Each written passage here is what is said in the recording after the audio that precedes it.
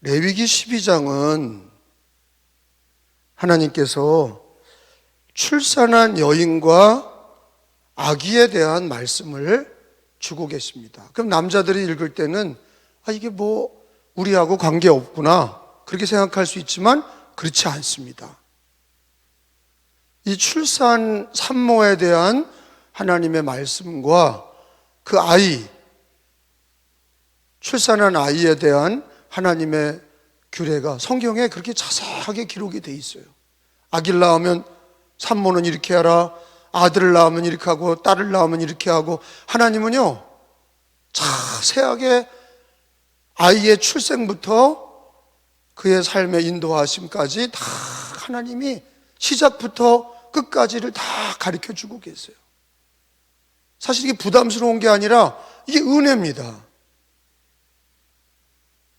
여러분, 가정에 출산을 하면은요, 사실은 지금은 출산율이 낮은 시대에서 더욱 깨닫는 것은 그 출산이 얼마나 그 가정의 축복입니까? 그리고 그것이 얼마나 나라의 축복입니까? 근데 그 출산이 정신없이 인간적으로 그냥 애를 낳는 정도로 끝나고 축하해 주는 거로 끝나는 그런 일들이 다반사예요. 기독교 가정에서도 그렇습니다. 신앙의 가정에서도 애를 낳으면 아무 조치가 없어요. 근데 하나님은 이미 레위기 12장에 신앙의 조치를 다 가르쳐주고 계세요. 그게 왜 그러냐? 가정에 한 남자와 한 여자가 결혼해서 애를 낳았다. 그거는 굉장히 중요한 하나님의 은혜요 축복이에요. 결혼할 때만 하나님 앞에서 예배드리는 게 아니라 애를 낳았을 때 그 산모가 하나님께 예배를 드려야 되고, 그 아이도, 출산한 아이도 하나님 앞에 드려져야 된다. 시작부터 하나님께서 인도하여 주셔야 된다 하는 것을 가르쳐 주고 계세요. 근데 오늘 읽을 말씀에 보면 부정하다 이런 단어가 나와요. 그래서 성경은요 전체를 알아야 돼요.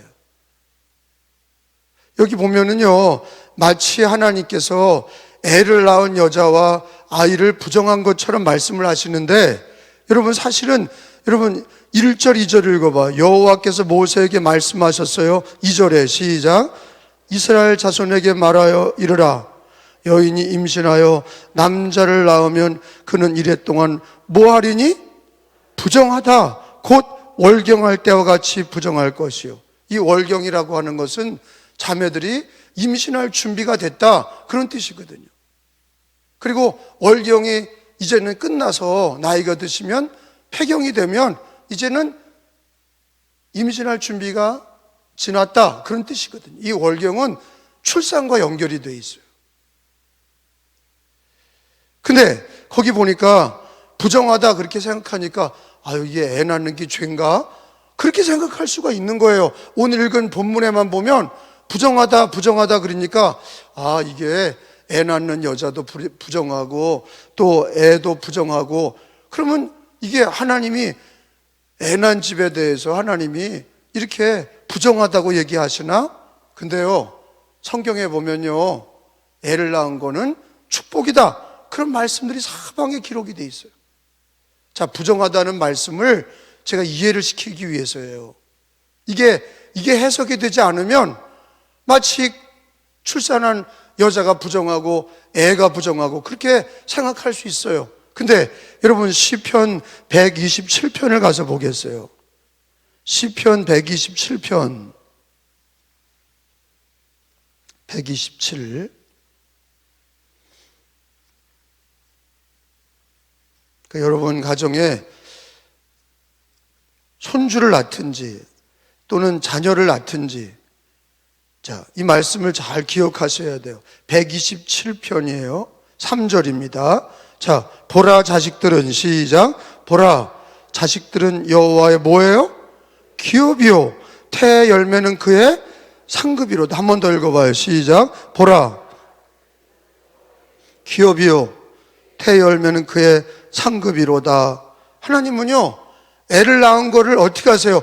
부정하다 그러시는 게 아니라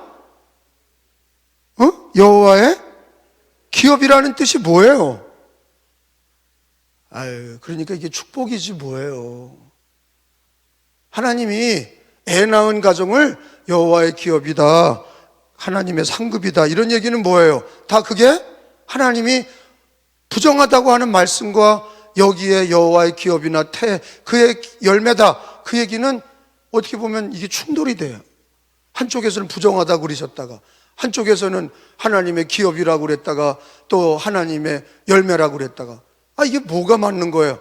여러분, 오늘 레위기 12장에 있는 부정하다라고 하는 뜻은 죄다 그런 뜻이 아니라 하나님을 의지해야 된다 그런 뜻이, 연약하다.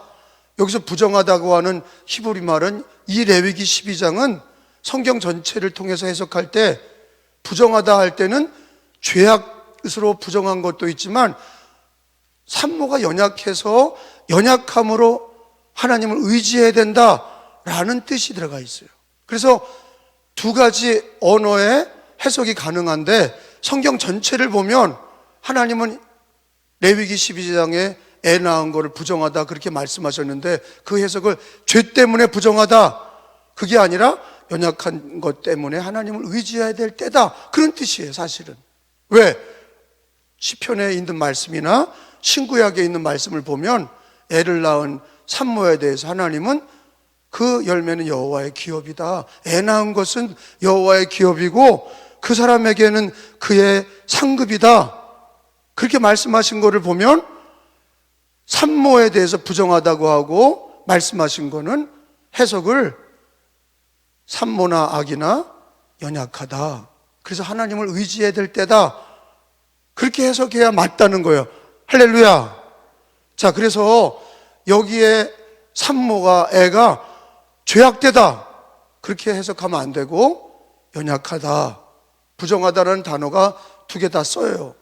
죄악 때문에 부정하다, 연약하다라고 하는 해석이 다 가능한데 제가 얘기는 성경 전체를 통해서 해석해 보면 그거는 죄악 때문에, 애 낳은 게 죄악 때문이다, 그게 아니라 연약하다. 그래서 산모가 애 낳고 나서는 몸이 그거를 뭐라 그래요? 보호해야 되잖아요. 애도 보호해야 되고 산모도 보호해야 되고. 그래서 우리나라 옛날에서도 들어오지 못하게 했어요. 100일 될 때까지 병을 옮길까 봐 산모도 조심하고 애기도 조심하고 집에 들어오는 손님도 못 들어오게 하고 그걸 막았다고요. 왜 그러냐? 아주 연약한 때라고요. 굉장히 취약할 때예요. 그때 뭐 하라는 거냐? 애기나 산모나 뭐 하라는 거예요? 부정하기 때문에, 연약하기 때문에 예배를 드려야 된다는 거예요. 하나님을 의지해야 된다는 거예요. 보혈을 의지해야 된다는 거예요. 그래서 속죄 제사를 지내고 하나님을 의지해라, 보혈을 의지해라, 그 말씀이 레위기 12장의 말씀이에요. 자, 이해가 되세요? 자, 본문에 가서 보니까, 자, 3절에 보면 아이는 어떻게 하라고 그래요? 태어난 지 8일 만에 할례하는 거예요. 남자아이는. 할례란 뜻은 구별하게 하는 거예요. 하나님 거다. 우리 아이들 태어나면 영아세례, 유아세례 받듯이 하나님의 자녀다, 그거를 세례로, 하지만 구약에는 할례로 했어요. 그래서 거기 3절에 보세요. 여덟째 날에는, 제가 여덟째 날 얘기했죠. 예수님의 부활하고 연결이 됐다. 7일째는 안식일이고 7일 후 첫날은 부활의 날이에요. 그래서 사실은 구약에서 여덟째 날 성막에서 예배드리게 하셨고 여덟째 날 아기도 8일 만에 할례했다. 여러분, 예수님도 태어난 지 며칠 만에 할례 받으러 올라가세요. 예수님 8일이요. 율법대로 예수님도 마리아가 예수님 아기 예수 데리고 8일 만에 성전에 올라가서 할례를 받죠. 누가복음에 나오잖아요. 그 왜 그러냐? 8일 만에 할례 받는다는 거는 산모나 어린이나 태어나면 예배를 드리고 오히려 하나님의 은혜를 받아야 되고 보혈로 씻음 받아야 되고. 왜? 그것은 연약하기 때문에, 아주 위험하기 때문에 더욱 하나님의 도움을 받아야 된다. 그리고 시작부터 하나님 앞에 예배드리고 하나님의 보혈로, 예수님의 보혈로 속죄 제사. 여기 보니까 여러분 원래는 양으로 드려라 그랬는데 8절에 보세요. 맨 마지막에 보면 그 여인이 산모죠. 어린 양을 바치기에 원래 어린 양을 바치는 거예요. 근데 예수님도 마리아가 뭐 바쳐요? 비둘기. 성경도 안 읽나 봐. 그것도 기본적인 것도 모르나? 아니 예수님 며칠 만에 할례 받아요? 누가복음에 보면 8일 만에 받잖아. 제가 누가복음 그렇게 가르쳤잖아요. 그리고 마리아는 양으로 못 바쳐요. 뭐로 바쳐요? 비둘기 바쳐요. 왜요? 예수님 집이 가난한 걸 알 수 있는 거예요. 그래서 성경에는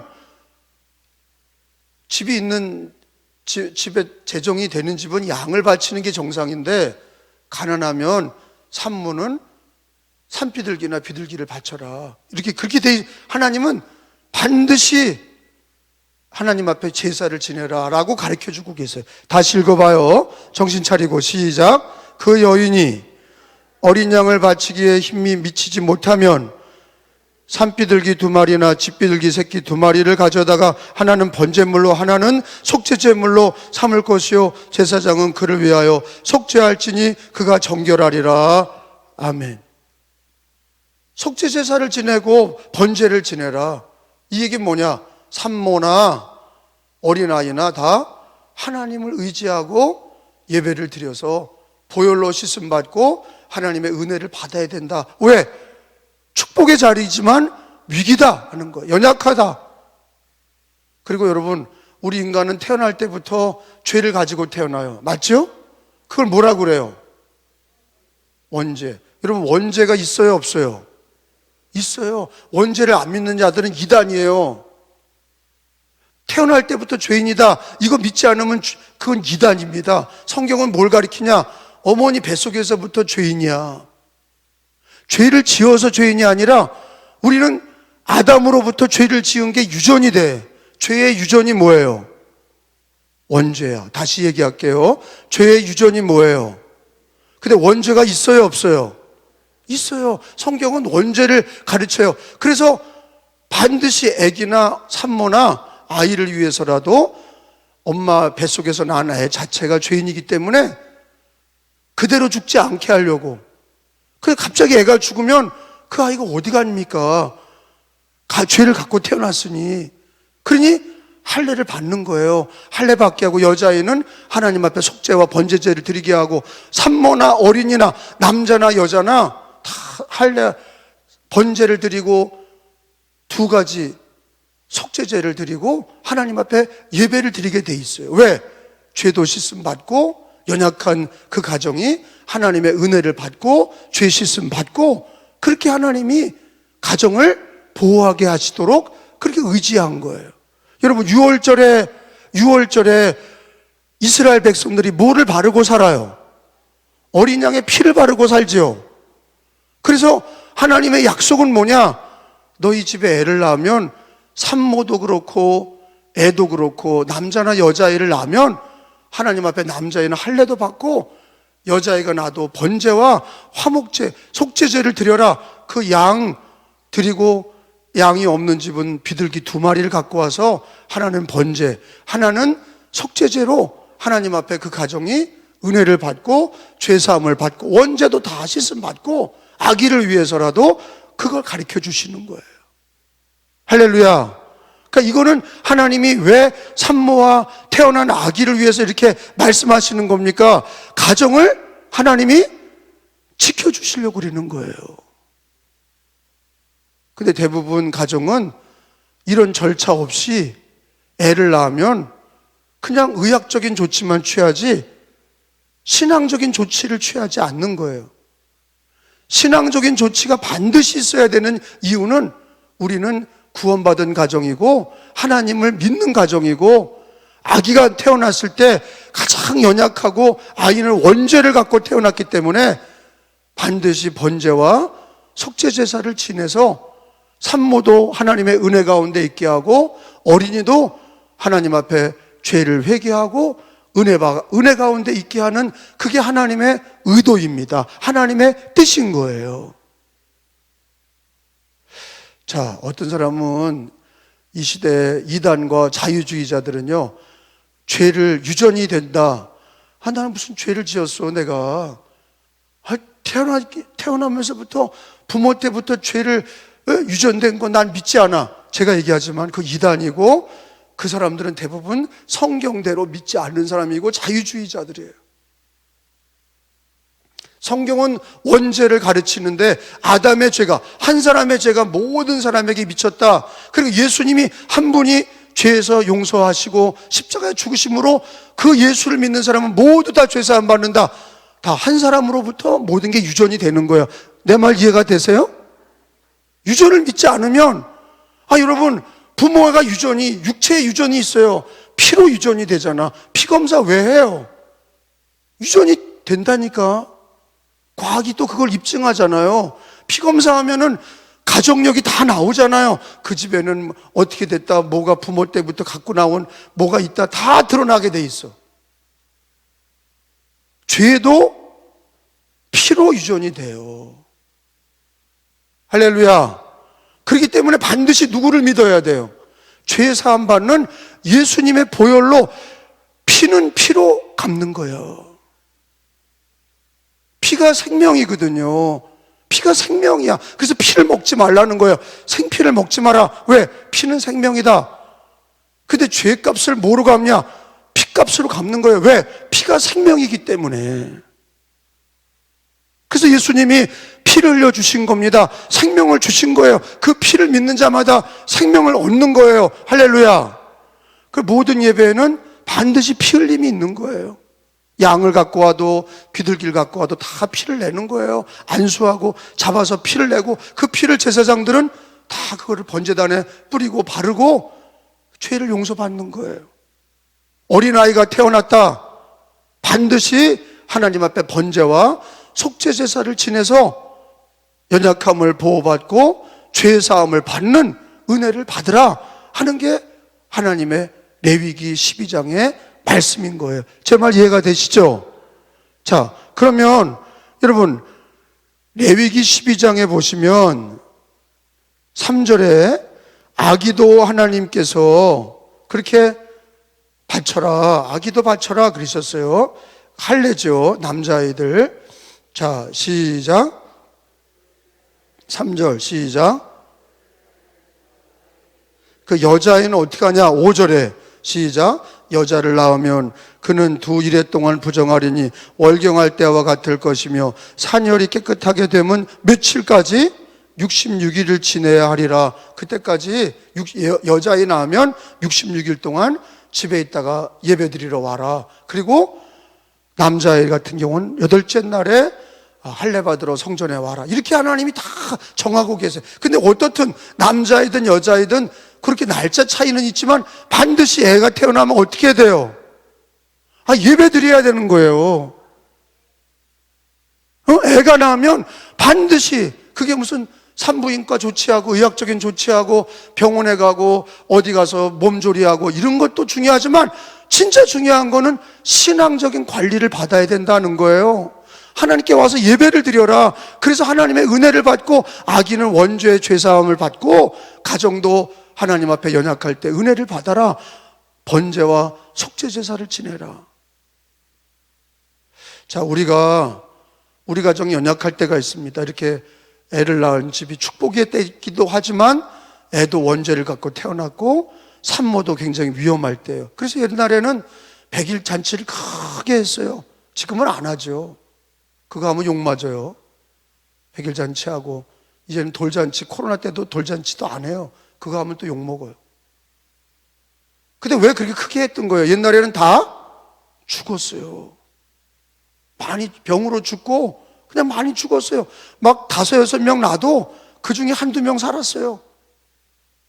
옛날에 그랬잖아요. 의학이 없을 때는요, 애가 다 그냥 막 태어나도, 많이 태어난 집에도 막 다 죽었어요. 병 걸려 죽고 막 그냥 그렇게 100일 지나기가 어려웠어요. 돌 지나기가 어려웠어요. 그런데 놀라운 거는 이스라엘 백성들은요, 그걸 다 통과해. 출애굽기 봐요. 애굽 땅에서 태어난 애들도 그냥 하나님께서 복을 주셔서 하늘의 별같이 바다의 모래같이 그렇게 산모가 가기 전에 애를 낳아. 쑥쑥 낳는 거예요. 그리고 병 걸려 죽는 애들이 거의 없어. 왜 그러냐? 하나님이 도와주시는 거예요. 번제와 속죄제. 따라합시다. 번제와 속죄제사. 그 애를 낳으면 여러분 8절의 마지막 요절이 뭐예요? 하나님 앞에 양이나 비둘기를 가지고 2마리를 가지고 하나는 뭐 위해서? 번제제물로. 또 하나는 뭘 위해서? 속죄제물로. 하나님 앞에 번제를 드리고 또 한 마리 비둘기로는 속죄제사를 드려라. 이 2가지 하나님 앞에 예배를 드리면서, 그러니까 우리 가정이 출발할 때부터 하나님 의지하고 하나님께 예배드리고, 자, 그렇게 못했어도 우리의 부족하고 미련하게 어리석기 때문에 못한 거예요. 교회를 그렇게 다녀도 이 레위기 12장을 모르고 신앙생활하니까 많이 부실한 거예요. 제 말 이해가 되죠? 부실하지. 지 마음대로 이 레위기 12장을 못 읽고 교회를 다니니까 그냥 부실한 거예요. 그냥 넘어가고 생략하고. 그러니까 위기가 오는 거예요. 하나님 말씀대로 하나하나 출발할 때부터 그렇게 하여야 그 집이 반석 위에 세워진 집이 되고 풍랑에도 흔들리지 않는 집이 되는 줄로 믿습니다.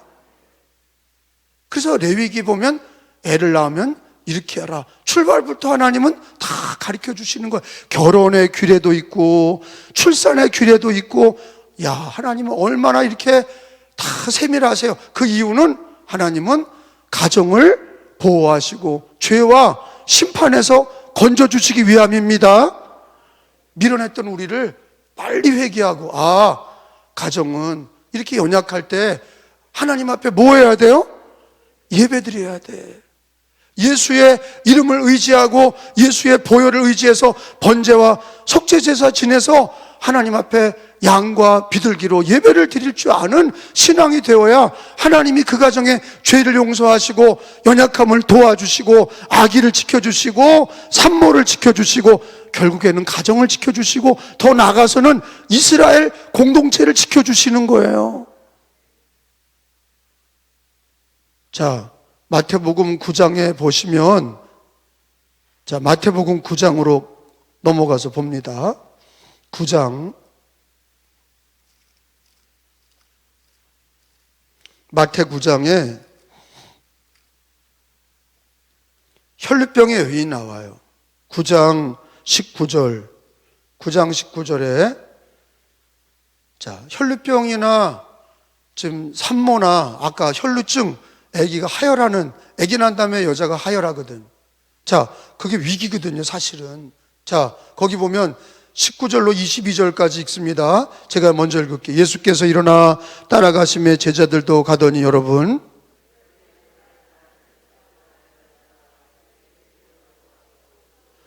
자, 12회면 12년 동안 여자가 하혈하는 거예요. 이거는 애를 낳아서가 아니라 산부인과 병이 있는 거예요. 산부인과 병이 있어. 하혈해. 그게 자궁암인지 뭔지 잘 몰라요. 근데 12년 동안 하혈했다는 건 중병이에요. 이 여자는 위기야. 그러니까 성경에 아까 레위기 12장에 보면 애를 낳았을 때 하혈하는 거와 예수님은 그게 월경 때나 하혈할 때나 다 위기다, 그렇게 얘기하셨어요. 자, 근데 21절에 이는 제 마음에 그 겉옷만, 예수님의 겉옷만 만져도 구원을 받겠다 함이라. 여러분, 따라 안심하라. 내 믿음이 너를 구원하였다 하시니 여자가 그 즉시 구원을 받으니라. 할렐루야. 이 여인이 12년 동안 하혈했을 때 어떻게 구원을 받아요? 예수님의 옷자락을 만지고 구원받아요. 할렐루야. 그러니까 이렇게 여자의 위기 속에서 예수님의 옷자락을 만져서 하혈이 멈추고 그 즉시로 고침을 받고 그때부터 예수님을 믿어서 구원을 받았다 하는 말씀이 기록이 돼 있어요. 여러분, 가정의 아내나 가정의 여인이 아기를 낳았을 때, 또는 손주를 낳았을 때, 며느리가 가정에서 애를 낳았을 때 온 가정이 축복의 때지만 사실은 가정의 산모나 애나 다 위기의 때고, 애는 원죄를 가지고 나왔어요. 그러다가 죽으면, 애가 죽으면 그 아이는 천국에 갈 수가 없어요. 왜? 가지고 나온 죄가 있기 때문에. 육체의 것도 유전이 되는데 죄도 유전이 된단 말이에요. 그래서 반드시 하나님은 가정을 보호하기 위해서 번제를 드리고 속죄 제사를 지내라. 너와 네 자식과 네 아들과 딸을 위해서라도 하나님 앞에 속죄 제사와 번제를 드려라. 이 여인이 예수님의 옷자락을 만져서 치료받듯이 여러분, 이 시대는 예수 이름으로 그 보혈로 예배를 드려서 가정이 보호받고 출산 산모가 보호받고 아기들이 보호받는 은혜가 있어야 될 줄로 믿습니다. 그러니까 이 시대는 의학은 발전한 것 같아서 애를 낳으면 죽는 확률이 많이 떨어졌어. 그렇지만 사실은 아직도 여러분, 애를 낳으면 하나님의 은혜가 필요해. 연약하고 그 아이는 원죄를 가지고 나왔고 번제를 드리시고 속죄 제사를 지내시고 예수 그리스도의 옷자락을 만지는 마음으로 가정이 예수님을 의지해야 은혜를 얻고 치유를 얻고 죄사함을 얻는 줄로 믿습니다.